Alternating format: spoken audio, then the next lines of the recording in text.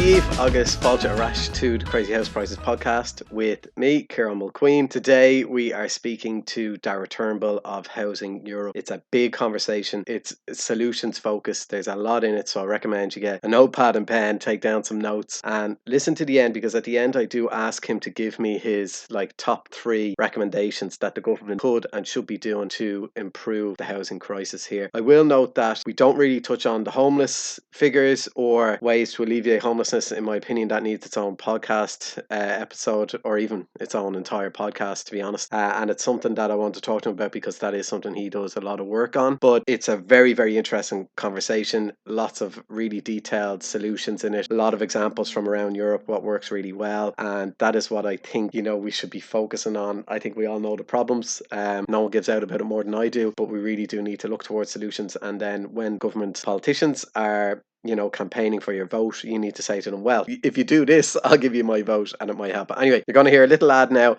and then we'll get straight in.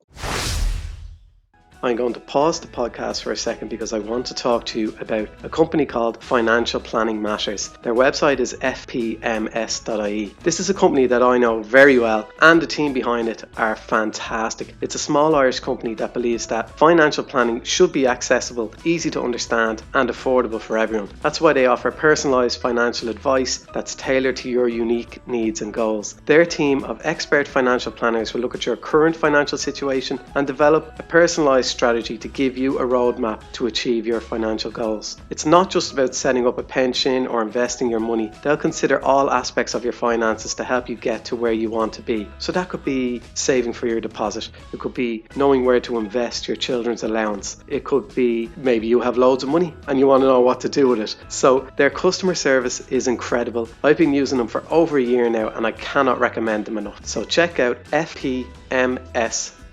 Now, back to the podcast.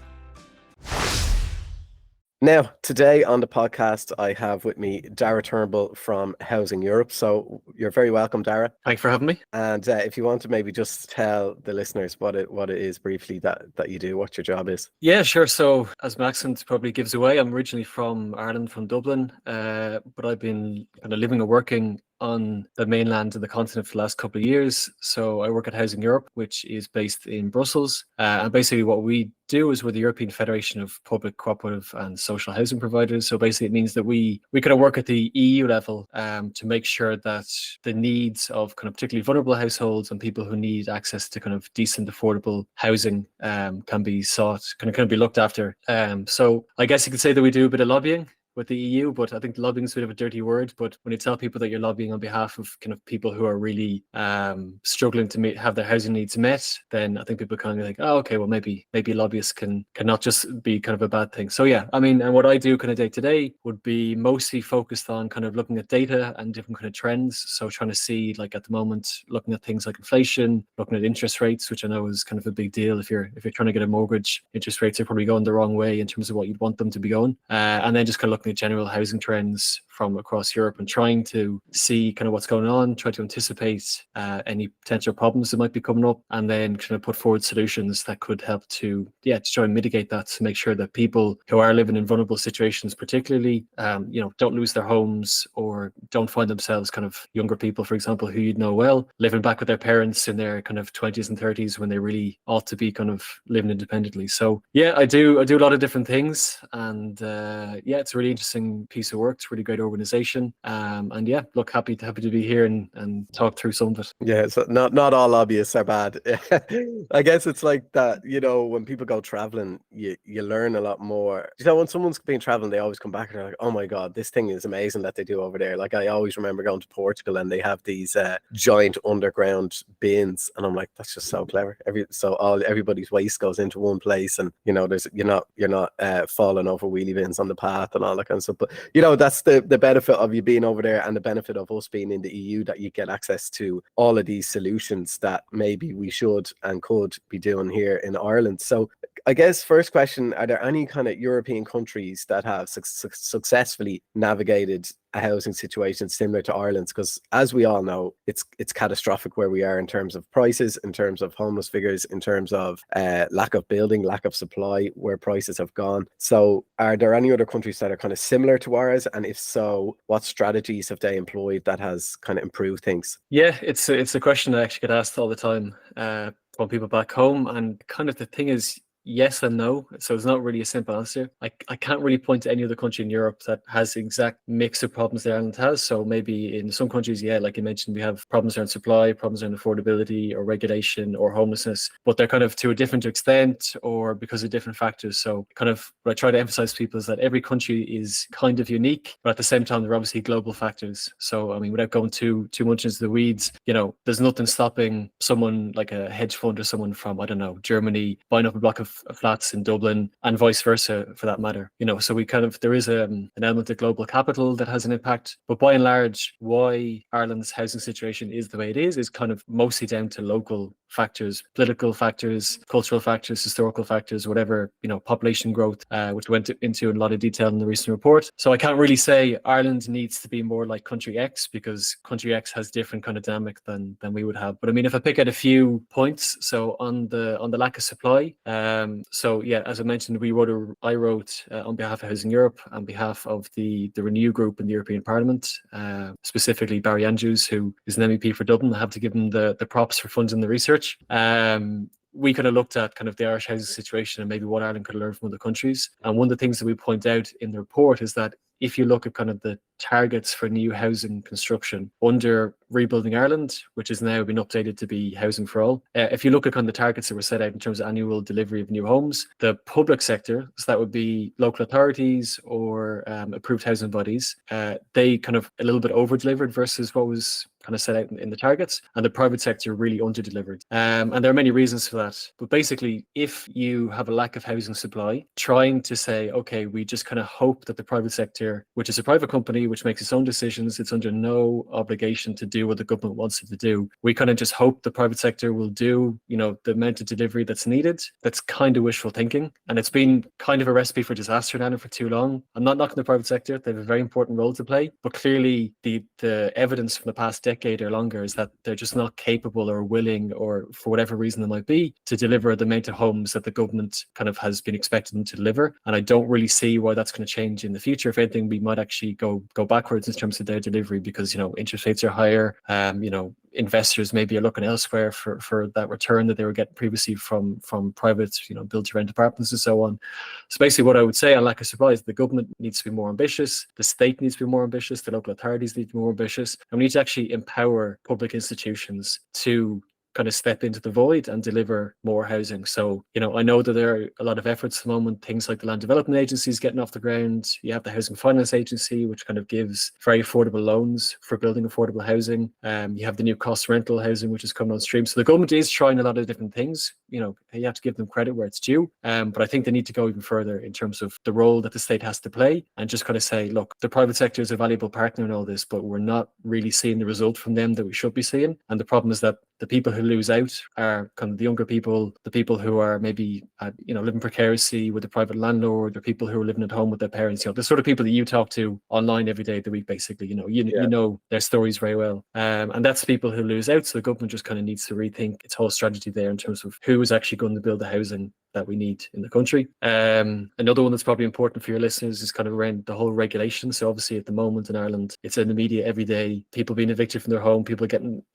notices to quit, all the rest of it. And the problem is, like, I've lived, like I said, in Ireland, I've lived in Belgium, I've lived in France. I've rented in all three of those countries, so I've seen the kind of differences that comes with renting in Ireland and other countries. And tenants, and it's right? Just, yeah, exactly. And it's just like in Ireland, tenants have really weak rights. I mean, I'm sure again you deal more directly with people who are experiencing kind of this on a day-to-day basis than I obviously do. You hear stories of people getting notices to quit, they leave the home and then they see it's up on Airbnb, or people saying, oh, my niece is moving up from the country to go to college, so you need to leave so she can kind of move in and that kind of stuff. I mean, that kind of stuff just doesn't happen in other European countries. You can't just say to a tenant, yeah, actually, I need the home because this kind of like fairly weak reasoning, and Yeah. then you have to leave. It's just, you have protection. If you sign, for example, in Belgium, a 3-year rental contract, you're basically sure that you're going to be living in the home for 3 years if you want to. There's no penalties for you leaving either way. So actually, you are a bit more mobile. Because I know in Ireland, or at least when I lived in Ireland in the private rental sector, if we were leaving before the end of our contract, we were basically sacrificing our deposit, Yeah. which kind of isn't really fair either, because you might be moving for a job or whatever. So it's a different kind of market, but I think Ireland needs to be really regulating the private rental sector a lot more. And actually, people would say, oh, look, if you regulate more, there'll be fewer people offering apartments and, fewer people renting and so on. But the evidence is actually the opposite way. If you look at the 2 countries in Europe that have the highest percentage of people who rent their home rather than own their own home, they'd be Germany and Switzerland. And they're 2 of the countries with the most strictly regulated rental market. So actually, the evidence shows that when there's a really strict rental market that's solid, that's in place, that investors as well, like landlords in Ireland, are always complaining, you're constantly moving the goalposts. The regulation is this one day, the next day it's another thing. So I do have a bit of sympathy for landlords, but so I think actually they would probably welcome a bit of predictability if they know, okay, look, here's the deal. This guy, he signed a 3-year contract. That's fine. He's there for 3 years. That gives me kind of a bit of peace of mind as the landlord. Everyone knows what the game is, and everyone kind of, that's fine. The evidence from Europe shows that when you have that kind of predictable system with strong regulation, the tenant benefits from not being evicted from their home arbitrarily, and landlord benefits from kind of knowing, okay, what's the situation for the next 3, 4, or 5 years with this tenant, and everything becomes predictable and easy. In Ireland, that's just not being the case. They're just constantly moving the goalposts. Tenants are constantly living in fear of, is that notice going to come through the door any day now, that kind of stuff. So yeah, they're probably 2 examples. I could go on all day. Trust me, I have talked the ears off my friends in the pub many a night back home. So yeah, maybe do a 10-part series on this. But I mean, look, there'd be 2 things I'd point to right off the bat, but I'm sure we get into some more later on. Yeah, but it's so interesting because during the eviction moratorium we had here in Ireland, landlords are going insane. They were going mad, and they're using that as an excuse for leaving the market and all the rest, even though we have more tenancies now than we did in 2016. But I guess that kind of rent or eviction ban we had here, it wasn't actually a ban, because you could still be evicted if you weren't paying your rent and if you're an antisocial tenant. But it basically just put us kind of on par with tenants' rights everywhere else in Europe, where like things like you can't evict someone for your niece moving up to go to college in Dublin, which is usually a lie anyway.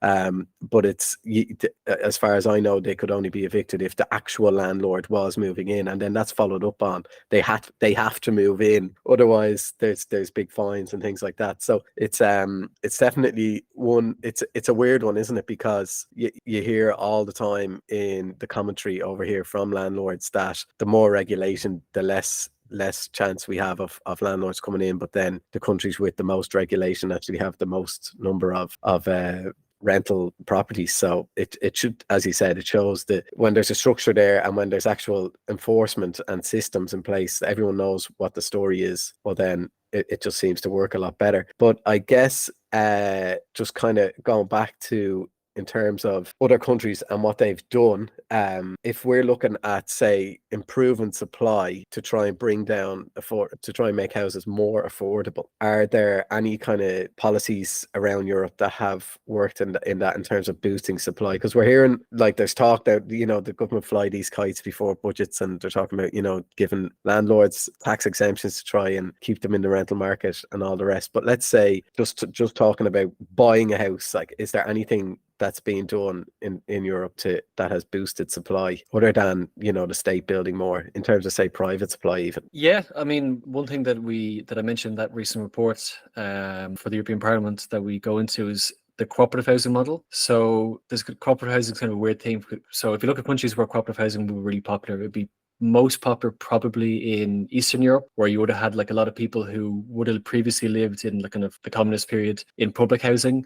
And then in the 90s, all that housing was basically privatized. And you're talking about kind of multi-family apartment buildings, and they would have basically formed a kind of a cooperative structure just to manage the common areas and that kind of stuff. So that would be kind of one way of doing it. But the other place in which cooperative housing is really popular would be in the Nordic countries, particularly in Sweden and in Norway. And basically the way they have it there, they call themselves tenant owners, which is kind of a weird way of thinking about it. It seems like a contradiction in terms to be a tenant and an owner simultaneously. But that's kind of the way they look at it. So basically, if you think about it in Ireland, right, you have lots of people who are mortgage eligible, but they still can't buy that property. So the bank's saying, look, we'll give you this amount of money at this amount of term, but the supply isn't there for them to buy. But what would happen hypothetically if you took you plus your 10 mates who are also mortgage eligible and you pooled that mortgage eligibility to build something new? And that's basically what they do in the Nordic countries. They basically take 20, 30, 40 households, whatever it might be. They say, look, all of you can get access to mortgage, or maybe you're lucky, maybe you have an inheritance or some other money and you can buy with cash. But anyway, you have the money, you're good for it. We're going to take all of that money, we're going to pool it together, and we're going to build a new apartment block, whatever it might be. And so you own effectively your apartment, the common areas, the facade, that's all managed by the cooperative that you're a member of. And that's the way they do it. Now in Ireland, that would be really useful, because if you think back before the crash, that's kind of like the pillar banks, AIB, Bank of Ireland, Anglo Irish. Yeah. They were lending to private developers to build housing estates and things, and that's where they got into so much trouble, because they were lending to these people to build new supply. When those apartments couldn't be shifted, or when prices fell, then they ended up in all kinds of difficulty. And as a result of that, and as a result of tighter kind of mortgage regulations that have come in, or lending regulations rather, basically the two main pillar banks in Ireland, AIB and Bank of Ireland, haven't really been in that space basically since the crash. So if you're looking at where the capital needs to come from to build homes that people can actually buy, it's coming from hedge funds, it's coming from pension funds, it's coming from all kinds of international capital sources, often at very high interest rates, which then kind of means that the minimum price that the developer can afford to sell at is obviously going to be a bit higher, and that comes down to all questions around viability and all the rest of it. But the cooperative housing structure is kind of very clever. So basically, as well as having the kind of mortgage eligible households, you also have what they call a guarantor. Because if you go to a bank and say, can you lend me 300k because I'm going to build my own home? The bank's going to say, well, no, actually, because what happens if you don't build the home and you can't repay the money, you have no collateral that we can you've got no assets that we can come in and seize. Whereas if you're buying an existing property, like I think you did recently, and I did recently, the bank basically says, okay, we'll lend you the money because we're happy where prices are. And if, for some reason you can't repay that loan, you have an asset, which is the home. So we're going to come in, we'll take the home, and then we'll be made whole that way, right? So there's no risk for us as the lender. But if you're talking about a new home that doesn't exist yet, the bank can't come in and seize a home that doesn't exist. So they're not going to lend to you. So what they do in the Swedish approach basically is they, you and your mates, you go to the bank and say, look, there's 30 of us here. We're going to build this block of apartments, but don't worry, we're good for the money because there's this guarantee fund behind us. So if we can't repay you because we lose our jobs or something goes wrong, this guarantee fund promises to repay you 100% and make you whole. So there's zero risk for you as the bank. The bank says, that's fine, I have my collateral, here's your money, go off and build the apartments. And who's the guarantee fund? Is it the state? No, so in Sweden, for example, so they've been doing cooperative housing, I should say, for over 100 years, this kind of cooperative housing, right? So initially, there's two guarantee funds in Sweden. One of them is linked to the trade union movement, which is really strong in Sweden. So, I mean, most Swedish people are a member of a trade union. They pay their membership fees and so on. And within that, you're going back to historical times when a lot of Swedish people were working in factories and so on. Basically, the cooperatives sprung up to provide affordable housing for the workers who worked in the factories. And then the kind of cooperatives pooled all their resources to make the kind of guarantee fund. And today that guarantee fund has its own kind of capital that it's built up over 100 years, a kind of a war chest, if you like. So they kind of have that good to go. That's and hilarious. Then the guarantee. I cannot picture. I cannot picture the INTO building houses for teachers. I don't quote me on this, but I'd say if actually look back in time, there must have been a period in time in which the trade union movement in Ireland was the INTO or someone involved in building housing. Well, I guess the railway workers, the CIE works, and there's loads of things around the Chicor, those the little cottages around Rathmines and stuff. I think they were all kind of worker built things. Maybe that's how they built them back then. But that's a really what happens then? Say you're in one of those cooperatives and you want to sell and move. What happens then? Yeah, then it works exactly as if you're selling a kind of an ordinary home that isn't part of a cooperative. So basically, you just go to the market. You say, okay, I want to sell my home. Who wants to buy it? There are different approaches. Sometimes the cooperative will say, no, you have to sell to another member of the cooperative. So, and just to say, yeah, it's kind of gets confusing. I think if people read the report, maybe it will be a lot clearer than what I'm explaining it here. But you have like the national cooperative. So you can join that national cooperative without actually living in one of their homes. And then when you do live in one of their homes, then you live in a cooperative, which is like literally just your building. So some people say you can only sell to another person who's a member of the national cooperative, and you pay like an annual membership fee of 20 quid or whatever it is, Okay. So yeah, it's basically the same as if you're selling a home. And what's really actually clever about the cooperative model is most of them have a rule that says you have to sell to an actual, like a real person. You can't be selling to an investment fund. Yeah, yeah, So it's actually an anti-speculative measure as well. So basically it means that, okay, this block of 40 apartments, that's for ordinary owner-occupiers to use as their primary residence now and for always. There's no possibility of like a big investment fund coming in and buying apartments and converting them to Airbnbs, and you have like problems with noisy neighbours and stag parties and all the rest of it that I've heard about recently in Dublin. So yeah, it's actually an anti-speculative measure, and it is like a really interesting way of delivering like actual genuine supply that people can buy themselves and kind of live in. And the cool thing is, if you are the first one through the door, if you're the one who's like coming together with your mates, it's your problem, it's your home. It's as if you're building your own home. hmm. So you get to say, I want the kitchen there, I want the bathroom there, and the whole thing is really Yeah, built the way you want it. It's not built in a kind of very bland, impersonal way that a lot of kind of apartments are unfortunately built in many countries. yeah. So that's interesting. And you mentioned something there about, say, like anti-speculative measures. That's something that I think could be really good here in terms of, especially with existing stock, existing homes not being bought, not being sold to speculators, but I guess it's people's private property. They're entitled to sell it to whomever they please. Are there any countries Yeah, that but do have laws in place that say investors can't come in and buy my neighbor's house? yeah, there's a different, there are different regulations, like planning regulations and so on, that can be used. But one that I came across really recently, which is I think only came into force at the end of last year, is in Wales. So they've updated the local planning legislation in Wales that basically says that for each home, you can within the actual planning, you can say if that home has to be for primary residency or not. So if you do have like a part of Wales, like particularly this is a problem apparently with like coastal towns, so a lot of people from England are coming and buying up like holiday homes. Holiday homes, yeah. You can come in and say no. In the local planning guidelines, it says that home has to be primary residence. So if you want to sell it, you can only sell it to someone who's going to use that actually as their primary residence. You can't sell it to anybody else, because otherwise you're in violation of planning guidelines. And then the council can come in and kind of like take whatever fines or measures they want against you. So you could do something like that.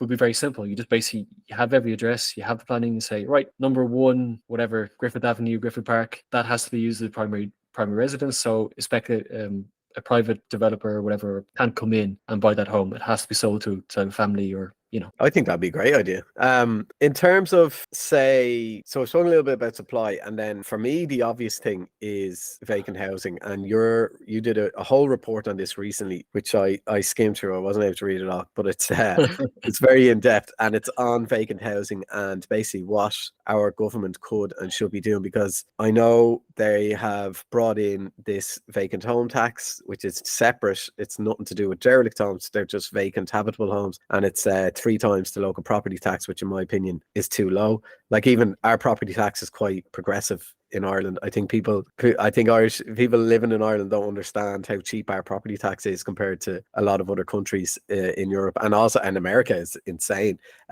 So 3 times a low thing is, in my opinion, not enough of a stick to try and get people who are sitting on vacant homes to try and encourage them to bring them back into use. So what in the report, what kind of solutions or suggestions are there that our government could look at? Yeah, I mean, I think the first thing to point out is that we do go into the report the fact that there's 2 types of vacancy. So you have what we call involuntary vacancy, which is like a home that's vacant, not because the landlord is kind of, or not the landlord, the owner is kind of playing games or behaving in a kind of a speculative manner, but because there's problems. I mean, there's problems with pyrite and mica and all the rest of it that we hear, which is really tragic around the countries. Those homes aren't fit basically to be sold or to rent, or no one will buy them. So that's not your fault. That's a home that's vacant, but it's beyond your control. So we do make that distinction. Yeah, and But then nursing you do, homes and the fair deal scheme and all that kind of stuff. yeah, exactly. Yeah, there are homes that they're always going to be vacant on a long-term basis for some really unfortunate reason, some difficult time in a person's life, and you don't be kind of punishing those people. Yeah, legitimate reason. Yeah, exactly. But then you have what we call voluntary vacancy. So it's a home that could be sold or rented, but basically the owner is seeing some opportunity there in basically keeping it vacant. It could be a way of hiding capital. I mean, I've heard stories. I think Killian Woods in the Business Post had a few articles about this over the years, where people from different countries were buying up properties as basically a way to hide their assets abroad. With no intention. I mean, I think those stories are probably, well, I hope they're rare. I hope they're rarer than maybe some media outlets would have us believe. But yeah, that kind of thing can happen anyway. Or it could be simply the case where you have a vacant property. You could get a tenant in, but maybe they need to do renovation works or something needs to happen for that property to be brought back into use. And you kind of think, is it worth the hassle? Maybe I'm better off just kind of keeping it vacant for another couple of years, because prices in the market seem to be going up and up. And what I'll do is I'll kind of keep an eye on prices, and then I'll kind of think, okay, a year from now, 2 years from now, then might be a better time to sell, because prices will be 10% higher at that moment than they are now. So yeah, it's purely kind of a speculation thing. It's just people basically try to play the market, Or get around RPZ rules. If they leave it vacant for 2 years, then they can charge whatever rent they want if it was a super low rent before that. So there are reasons why there's legitimate vacancy and illegitimate vacancy, and that the last census kind of broke it all down into how many are in which category. So that was great. But what kind of solutions then is there for those illegitimate ones, the ones where they are being speculative? What can be done to curb that? Yeah. So again, the report, we go into two kind of ways. So we have the carrot and the stick. So in one section, we kind of look at, if you want to be kind of nice about it, let's say you want to kind of be positive with people and work constructively, then there are whole loads of grants, subsidies, and kind of other support mechanisms that the government could put in place. If I can give you one of those, so in Estonia, they have this national public agency been set up called CredEx, which basically does many things, including giving really affordable loans to kind of low-income households so they can buy their own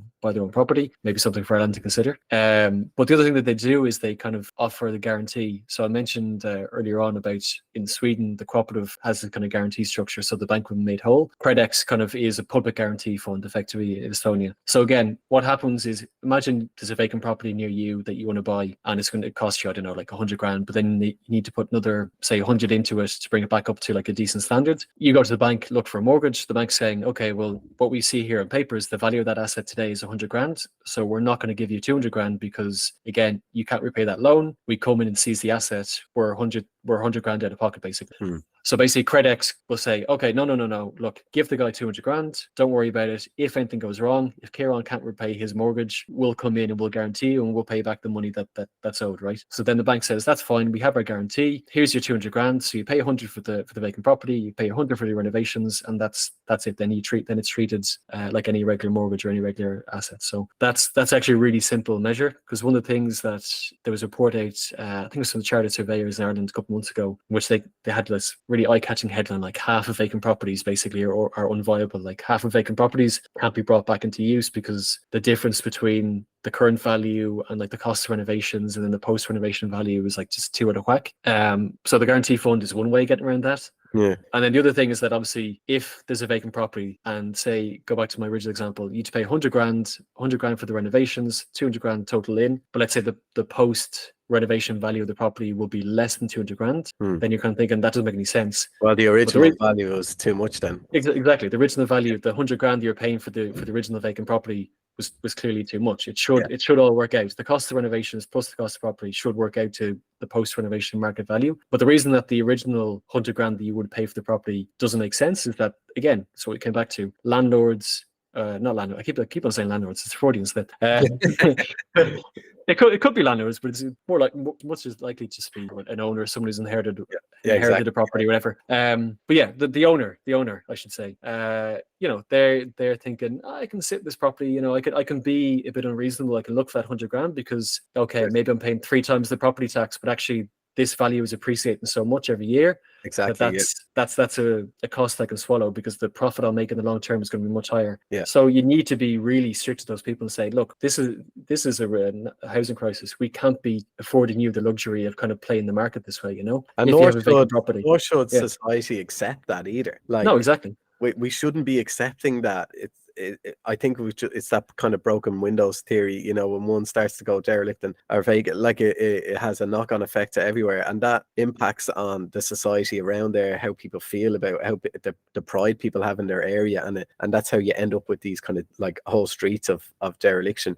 And it starts with vacancy. Like a house doesn't go derelict from someone living in it, you know, it's usually down to vacancy. So talk to me about any stick approaches there, because I think we give them enough carrots. I think we need more. And I use that phrase a lot. I'm overusing it, but we need to use more stick. Yeah. Oh, well, I mean, there are actually some carrots I think are fair enough. Like just very quickly, for example, in France, where I live here, there's a really good scheme where basically if you have vacant property, someone can come in, bring it back up to a decent standard, but then they have to basically hand the keys over to a social landlord for 10, 15 years, and that social landlord will basically rent it out to a social tenant who needs a home at an affordable rent, and basically in return for that, the person who bought the home, they get like a small break in their taxes, or they get kind of a break in whatever the cost of renovations was, that kind of thing. Is So that that's like a fair enough approach. repair and lease scheme we had here? Yeah, exactly. Yeah. But I think in France it's been much more widespread, and there seems to be a pretty good uptake for it. Okay. Maybe it's just that fact that I think it seems to be quite quick and easy to actually access if you do want to buy a vacant property and hand the keys over. But yeah, I think something like the repair and lease scheme needs to be kind of maybe beefed up or reconsidered to see how could that be potentially kind of a way of kind of a win-win situation for people who want to do something with their community, kind of bring homes back into use and making sure that people actually have affordable housing. So that's, yeah, there can be good carrots as well. But in terms of the stick, I mean, it's going to be nothing that will surprise anybody. It's going to be, you know, fines, penalties, increased tax liability, all that kind of thing. I mean, What just kind to give of you one tax works? yeah. What kind of, like, are you talking 10% tax rather than point 1, 0.9 or whatever it is? You need to set the tax at a level that's going to make people really think, okay, it doesn't make any sense for me to hold on to this property, because like again you said earlier, if the property tax in Ireland is already pretty low, I mean, it's crazy. Like my property tax here in France for a property that's nowhere near as valuable as what it would be if it was in Ireland is close to $1,000 a year. I don't think there are many households in Ireland who are paying $1,000 a year for the type of property that I have. You know, but again, all that's going into local services. That's probably a conversation for a different day. The lack of local services in Ireland, like here in France, you wouldn't believe it. Like we have swimming pools and AstroTurf pitches, you know, everywhere. It's crazy. Anyway, yeah, geez, I lost my train of thought. What was I saying? So would it make sense then, say house prices are going up 5% every year and inflation is 6%? Well, then you'd be looking at maybe 11% minimum for it to be, you know, in any way effective. Yeah, exactly. You have to find that pain point for people. You have to say, okay, at what level of taxation do people say I have to do something with this? I can't be holding on to this property. I'm definitely losing money here. Even if I can sell the property at a higher price 2 or 3 years down the road, I'm losing money thanks to this tax liability that I have. But the important thing to say about that is that for that to be effective, you have to be able to detect vacant properties, which is something which is actually pretty difficult to do in many cases. If people want to, they have found all sorts of creative mechanisms of like basically like concealing that they have a vacant property, you know?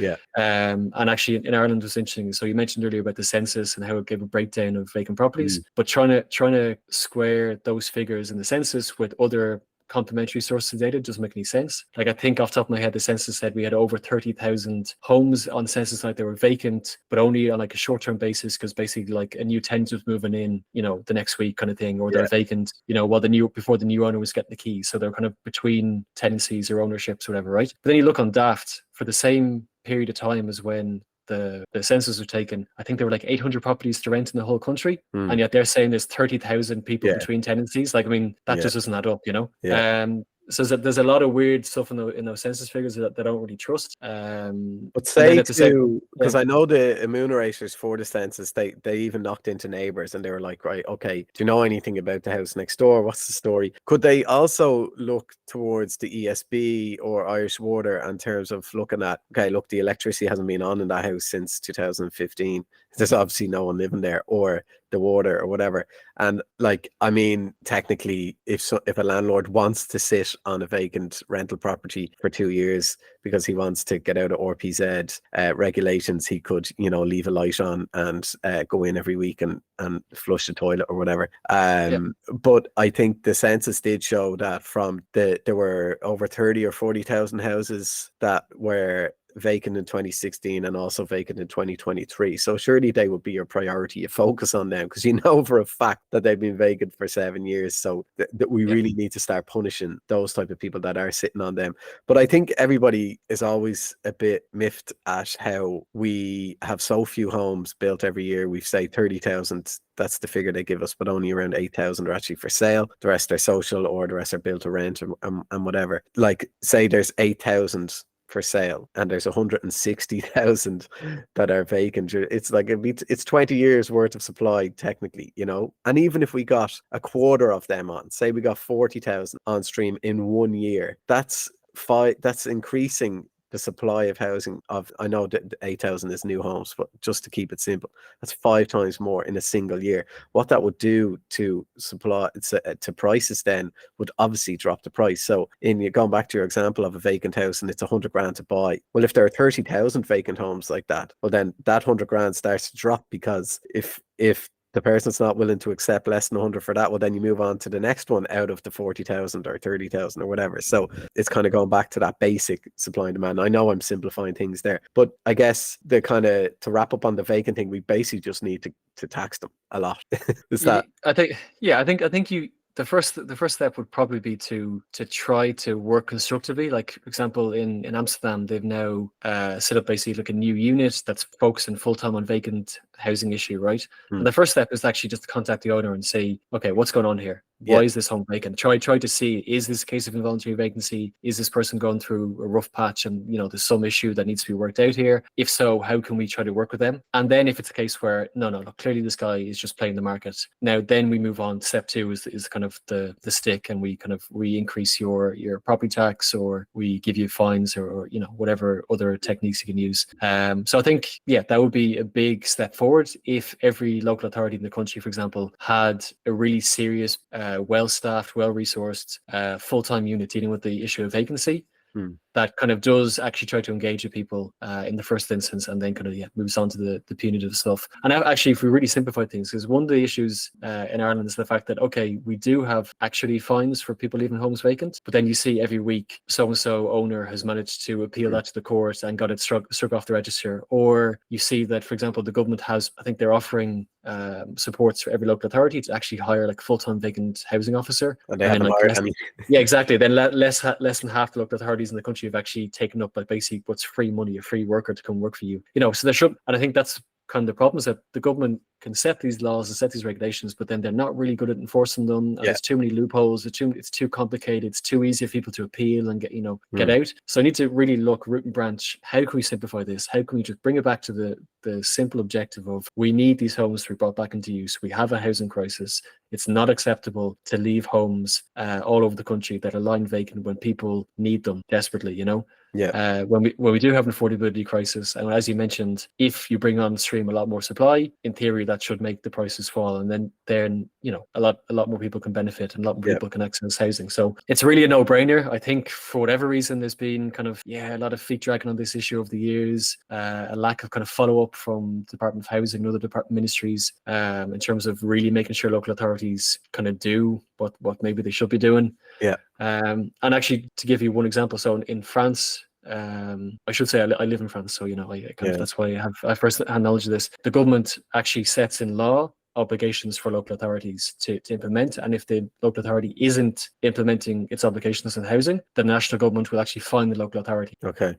So just one quick example: if you're in a big city in France, like where I live here in Lille, there are minimum quotas for social housing. I think it's about 20%. If you're not hitting that target, then you're paying a fine, and then so the national government sets the obligation, and it makes sure that that obligation is actually being like implemented locally through local government by also having its own stick that it can use to make sure local authorities going to get their act together in terms of tackling vacancy. So essentially, for anything to work, unsurprisingly, you need a task force and you need enforcement of the rules, which is where we tend to fall a lot in Ireland is enforcement. And kind of on that topic of enforcement, we might move on to Airbnb. And Hi, I am just going to pause the podcast for a second to talk to you about some sponsors of the Crazy House Prices podcast. This episode is sponsored by Daft.ie. Daft is Ireland's #1 property portal. Daft has the most properties available for sale and rent and is the preferred national property website amongst consumers in Ireland. So Daft.ie's core vision is to make buying, selling and renting property better for everyone in Ireland. So Daft's mission is to simplify each step of every property transaction in the Irish market to make buying, selling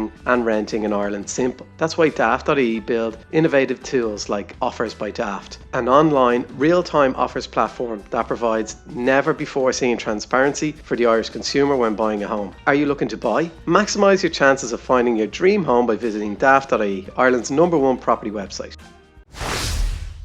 The obvious impact that has on supply, especially in, like you mentioned earlier, about those kind of holiday home towns, like they're decimated for rental supply. They've literally nowhere. But you might find 200 properties on Airbnb. Cities obviously massive. Recently New York brought in that rule on Airbnb. I'm sure you've kind of seen that one, have you? The Inside Airbnb Twitter account is quite good for, breaking it down, but essentially overnight they brought in these laws in New York to make it not in effect not an actual ban on Airbnb, but you have to be registered, you have to have approval, and then you basically, it needs to be what Airbnb was originally brought in for, which was owner occupied, and you're renting out your spare room. And if you're renting out an entire home, you need to have the appropriate permits over there or whatever it is. And I think within 24 hours they had something like 12,000 properties come on the long-term rental supply. And I think since then, over the last few weeks, it's nearly all of them have now transferred over to long-term rentals. So that is obviously because they're enforcing it and they're not being laxy-daisy with the rules and allowing people get out of it. So what could we do? Do you think we could look at something like that here, or are we hindered by European laws that we can't do that? Do we need compulsory purchase order changes, all that kind of stuff? What could Ireland do in terms of trying to tackle the negative impact of Airbnb? Yeah, so I think we probably were hindered a bit by EU law in the past, because Airbnb, I think it was at Paris, they took to court because Paris brought in basically laws similar to what you just described there from New York, like people having to register and so on. Airbnb took them to court and won a case basically where the European court said, well, no, Airbnb is not obliged to enforce local law. They're just like a service provider. They're like the platform. It's up to the individual households to make sure that they're conforming to the law. Now, the European Union has changed legislation on that with the Digital Services Act. And yeah, now there are new obligations basically for short-term lenders to kind of share information with cities and so on, so cities can know who is or isn't renting a property in Airbnb. Also, a lot of cities, I don't know if you use Airbnb, hopefully not.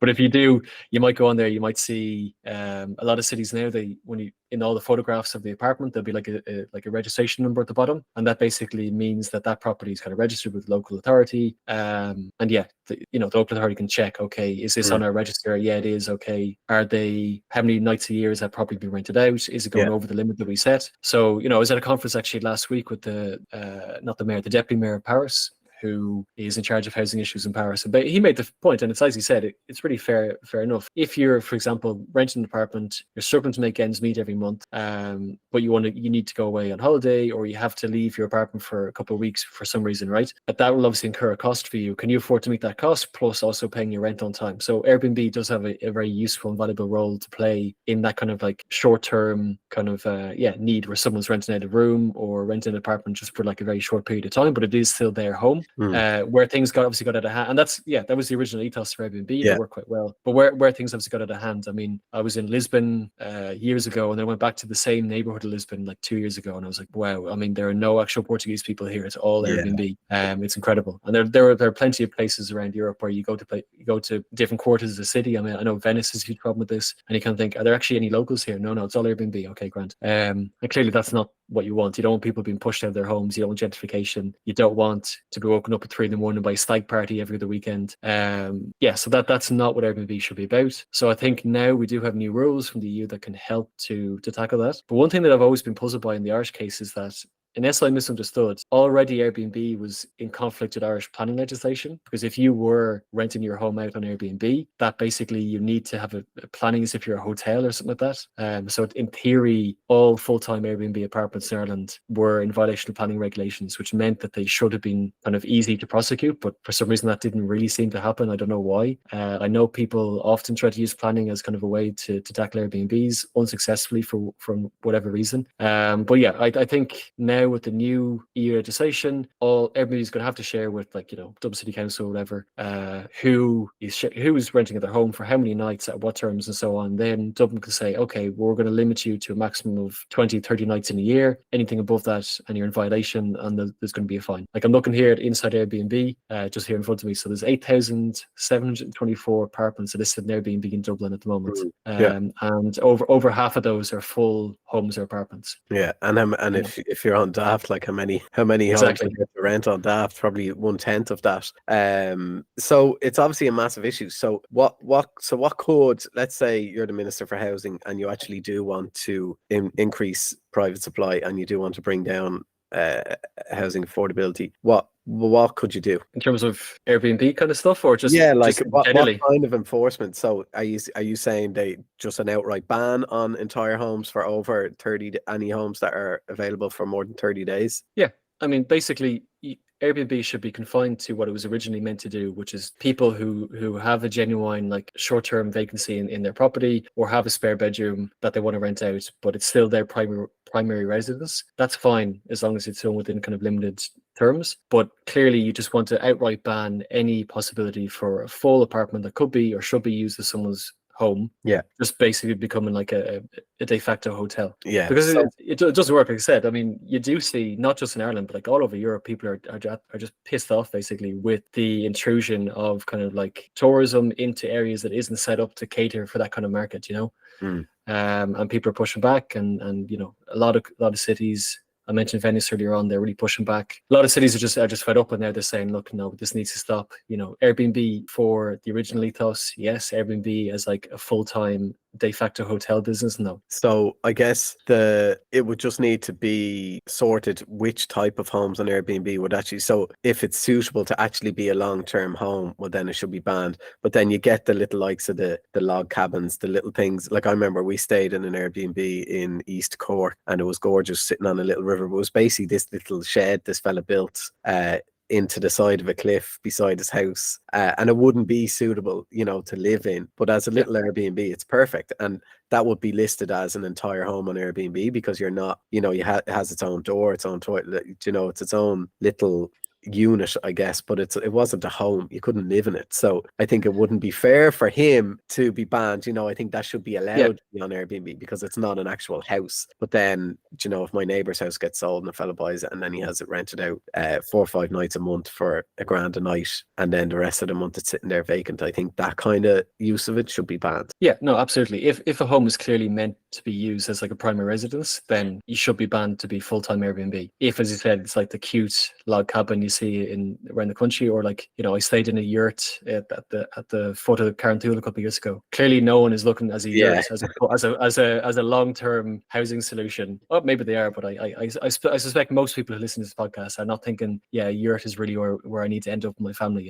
It's clearly meant as kind of a bit of a novelty glamping kind of thing, and clearly that's not a primary residence. So yeah, absolutely, that guy shouldn't be penalized. So I guess just to, because I know we're going on now, but to, let's say if you were to give your top 3 things that the government could and should do, pre-measure, whether it's around vacant housing, whether it's around Airbnb, whether it's around planning changes, whether it's around making building homes more viable, whether it's around modular homes, whatever, what would be your top 3 things that you think will produce the best results for people? Oh, I mean, you're killing me here. I mean, this is like Sophie's Choice. My top 3 only. I mean, I just wrote a whole report in which I had like 50 recommendations. So picking me top 3, that's really rough. Look, again, I think there is probably a gap in the market that could be filled by that kind of Swedish type of cooperative housing I talked about, specifically for people who really want to own their own home. I think it's a natural approach. There is clearly an avenue there for the likes of AIB or Bank of Ireland to get back into lending in terms of developing new homes,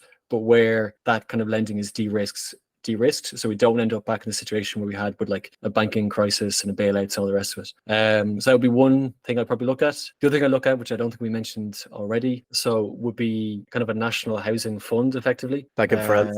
Exactly, yeah. So again, in France, basically everyone has what's called the livret A, which is kind of like a savings account. I guess it's probably a bit like the SSIA. I don't know the age demographic of your listeners. Maybe they're too young to have had an SSIA. I know I was. But basically just like a savings account where the government gives you a pretty decent rate of interest. I haven't at the moment. My interest rate is I think about 3.5%, which is tax free, which is pretty good because my current account's giving me nothing. And basically you pool household savings into one national fund, and then that national fund lends money at favorable interest rates to people to build housing. It's a pretty simple actually model. You pool. It's almost like crowdfunding for housing, you know. And that, as far as I'm aware, that is the only bank that has never gone bust. Is it, or something like that? Some mad stat about it. I hope it's not the only bank's ever gone bust. I don't think things are that bad in Europe, but I know basically this bank has existed in France since the 1870s or 1880s, and indeed, yeah, it's never gone bust. It's never needed government bailout. It's a really interesting model. And at the moment in Ireland, we went from a situation like kind of pre and post kind of boom years to having like too much debt to having a situation now where we've got too much savings. So basically people are constantly kind of worried about like, oh, is the next crash coming? Okay, I better put a bit of money aside just in case. So people are always looking over their shoulder, which is probably fair enough in Ireland. We do tend to have booms and busts. Yeah. But no, you're right. So it's definitely, I was wrong there. It wasn't the only, obviously loads of banks have never gone bust, but that one has been around for a couple of 100 years and there's basically never been any problems. No, it's really a gold standard. Like people in France put their money into that savings account because again, they get a decent rate of return and they know whatever happens, that money is safe, basically, you know. So it's a really, really low risk kind of way of doing it, and it's really and the good thing about it as well is that, you know, I get 3% interest today, but I'd be happy with 2% or even 1% because that's still better than what I get in my current account. You know, I'm what they call like a passive investor. I don't really care about my rate of return. Whereas if you're kind of like only accessing private markets, they do care about their rate of return. Interest rates are going up at the moment, bond yields are going up. Not to get too boring for your listeners, but basically it's now more expensive today for builders or developers to borrow money privately to build homes, and that's going to have an impact on supply, obviously. Whereas so that's your co-op model, your public bank in France, and what would be your next one? Your third? Oh God. Geez, I have the list open here in front of me, and they're all my babies. I don't know which one to pick. Okay, look, exactly. I'll give you one because it's probably relevant for people listening to this podcast, which would be kind of the youth housing scheme they have in Denmark. So in Denmark, I think I put it in the report, they have the lowest or the second lowest rate of young people living at home, whereas Ireland we have one of the highest. I mean it's you know yourself, the number of young Irish people living at home is really just crazy. I mean, the average age now that a young Irish person manages to actually leave the family home is 28, whereas if we go back to the early 90s, by the age of 28, 2/3 of people in Ireland own their own home. Now, there are differences. They're there. People are getting married at a later age, having kids at a later age, all the rest of it. But, you know, it's still an interesting statistic, I think. But anyway, in Denmark, the average age someone leaves the family home is 21. And one of the ways in which they facilitate that is by having affordable housing, which is basically cost rental housing. Affordable cost rental housing specifically targeted at young people. So the way they think about it in Denmark is, okay, if you need to move from, you know, somewhere where there isn't that many employment opportunities or education opportunities to Copenhagen or somewhere else, you don't want those people to be shut out of the market. You don't want people to say, I'd like to go to university, but I can't because I can't access housing. And I know in cities like Galway in Ireland, that's actually a thing that happens. That people don't go to university or they end up living 40, 50 minutes or even further away from universities because they can't find anywhere to live, which shouldn't be happening. So Denmark kind of tries to be proactive on that. And it says, no, we're going to build housing. We're going to reserve it for young people who need to kind of move, access education, access employment. That gives them kind of a foothold that they can kind of grab onto, get themselves set up, gives them a bit of breathing space while they try and work things out. And then maybe a couple of years down the road, they can rent privately or they can buy their own place or even live in social housing, which is also really high quality and really comprehensive in Denmark. So it's really important to give people that foothold because, you know, just getting out of your parents' bedroom, your spare bedroom rather, can feel like a big achievement for many people in the country. So if the government said, look, we're reserving these homes just for you, that would be a huge kind of boost to people, who give them kind of a bit of light at the end of the tunnel, where they think, look, okay, maybe I have to wait a year on the waiting list, or maybe a bit longer, but there is an option for me, like a viable option where I can get a good quality apartment at an affordable price. And it means I can take up that place in college, or I can take up that job or that traineeship, and, you know, I can build from there. Because the problem is that it's really hard for young people, as you know, to just kind of get a foothold and start somewhere that they can then hopefully build towards maybe owning a home in the future. Well, I think the main problem with young people, because I see it as a teacher, I see student teachers come in. You know, I always have student teachers in every year, and I can't remember the last time one of them said to me they planned on staying and teaching in Ireland, because literally their entire class, you've got entire cohorts, are leaving. So if young people don't see that short-term future here, they think, well, I'm just going to go off, I'm going to leave. And I know historically in Ireland that's always been a thing. We've tend to, you know, we leave when we're young, we go off, we get a bit of experience around the world, and we come back. But we're at a point now where we are struggling so much to find nurses, teachers, guards, whatever, those kind of public sector workers, the front line. Even doctors are leaving. I don't know any other generation where a doctor couldn't afford to live in Ireland. You know, they're usually one of the higher paid ones. So with a scheme like that, like they have in Denmark, where I think they're around 4%, we're around 40% of people in their 30s living at home. If we were able to give young people like a chance, and then they would see that they have a future here, rather than availing of the CAO, availing of getting their degree and then just getting out of here. And that would kind of reduce that brain drain that we tend to see historically, especially when we're in periods of where cost of living is excruciating. So that's 3 out of, I know you've about 50 something solutions there. Have you got them like in a document that I could link and people could download? Yeah, so I'd say to people, just you can go to our website, which is housingeurope.eu. There's a section there called Observatory. If you go in there, you'll see all of our recent reports. So there's one called Tools to Deal with Vacant Housing, which has kind of a lot of the tools that I already mentioned in the report, and kind of gives you a much more comprehensive and articulate overview of the issue than I was able to give here today. I was woken up at 6 a.m. this morning by my 2-year-old, so that's always fun. I know that feeling. When you need to do a podcast. I'm here since the quarter to 6. So that one of vacant housing, which is as you said, you couldn't get through it. It is long. I apologize for that, but I'm one of these people who likes to be thorough. And then the other one, which is I think even longer, is the other report, Delivering on Housing in Ireland, a European policy perspective. And that kind of really breaks it down. What are the main issues in housing in Ireland around affordability, access, new supply? One thing which we didn't really get to mention today, which is, I apologize, which is actually quality. So things like making sure homes are well insulated and all the rest of it. Because it's one thing buying a home, and you do see people buying homes over the country that then turn out to be pretty low quality. So they can buy the home, but then they live in really bad conditions because they can't afford the renovations. And that's kind of that's probably a podcast for a different day. Yeah. But it kind of breaks down. Yeah, it breaks those issues. And then the last section of that report, I have, I think, 20 odd policy recommendations that Ireland could be or should be looking at in order to make sure that we do tackle some of these issues around supply, access, affordability, climate proofing, and all the rest of it. So that's there. And there's all other reports about youth housing and homelessness and all sorts of things we didn't get to talk about today that are important. But look, maybe we'll speak again. Who knows? Yeah, I guess obviously the homeless, if the homeless figures would reduce, if we fix all the other things as well, and that's a whole thing on itself. So I'm not avoiding the homeless thing. It's something I'm always talking about, but it's definitely warrants its own podcast, probably its own dedicated podcast weekly, all about homelessness, because I know that's a huge part of the work you do, and people in vulnerable situations and figuring out housing solutions for them. I will try and see, can I get those observations and put them all into kind of one document or something. But I guess none of this is a secret. You're not working over there in Europe and keeping all these solutions to yourself. This is all widely available. This is all widely known, which kind of leads me to the question of why is it not being done here, especially in Ireland? Do you think is it down to a lack of political will? Is it down to a lack of? It's definitely not down to a lack of money, because we have money.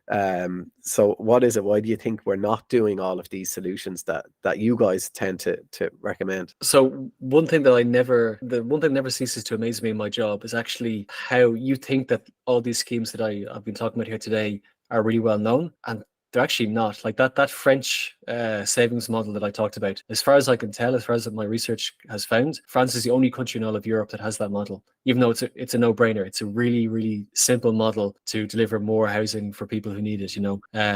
By taking kind of a crowdfunding approach. And yet, if you talk to people in Germany, you talk to people in the Netherlands, oh, do you see what the French are doing? No, what are they? I have no idea why, but good policy seems to have difficulty.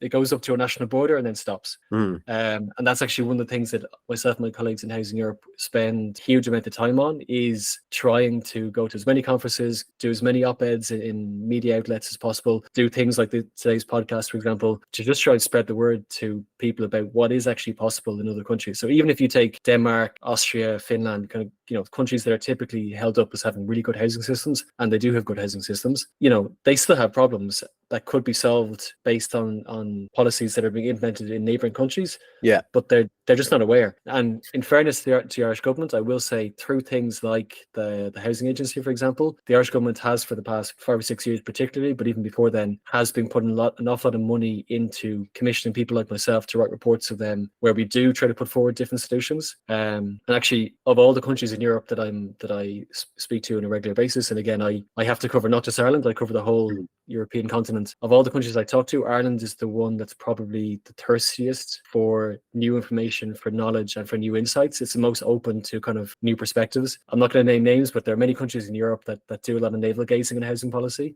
And Ireland, in fairness to them, isn't one of them. In terms of why it isn't being done, or why the policies we put forward aren't being done, I can only speculate on that one. I'd say probably, maybe part of it has to be doing to political ideology. Maybe, they just don't see the need for it, or maybe they think that the current situation that we're in is kind of like some abnormal situation, and actually at some point down the road we'll get back to the way things used to be in the 70s and 80s in terms of how housing was delivered and so on, which isn't going to happen because, people, as I said earlier, people are getting married later, they're having kids later. The way in which people kind of live and the way in which the type of housing they need at different stages of life is completely different than it would have been for our parents' generation and certainly for our grandparents' generation. So I think people need to accept that and think that we're not going back to some sort of normal, where we came from, that's done. We need to think about the housing system for today and for the future. So I think that the penny has dropped probably on that one now, finally. So I think we will hopefully see a lot of these policies being adopted in the future. I can't give an exclusive, but I have talked to people from the Department of Housing and other kind of, let's say, influential public agencies in Ireland about some of these policies recently. I know that they are looking at implementing some of them at the moment. I don't know what work is being done in the background to get the pieces in order to do that. Let's see. And also, I don't know if your listeners are aware, there is the ongoing Housing Commission, which is kind of like this huge expert pool who are kind of putting together very, very detailed recommendations to the government on modifying the housing system, and hopefully that actually manages to change things fundamentally, because I think we can't go on the way that we have been. Ireland is a different country than it would have been in the past, and clearly therefore we need a different approach. Yeah, absolutely. And I think it's encouraging to hear that they are more open than other European countries and other governments maybe that you've spoken to in terms of solutions, and that is generally the vibe I get as well when I talk to Dara O'Brien a fair amount. I feel like there is a bit of maybe it's a conflict between them and Fine Gael. Maybe they have different kind of ideologies on where they want things to go. Also, from speaking to, because I've interviewed both of them quite recently for the podcast, and I'm very grateful to both of them for their time. But I do feel like a lot of, like I said to both of them, look, we'll talk again in 6 months and we'll come back about what we spoke about here and see that, have you done what you said you were going to do?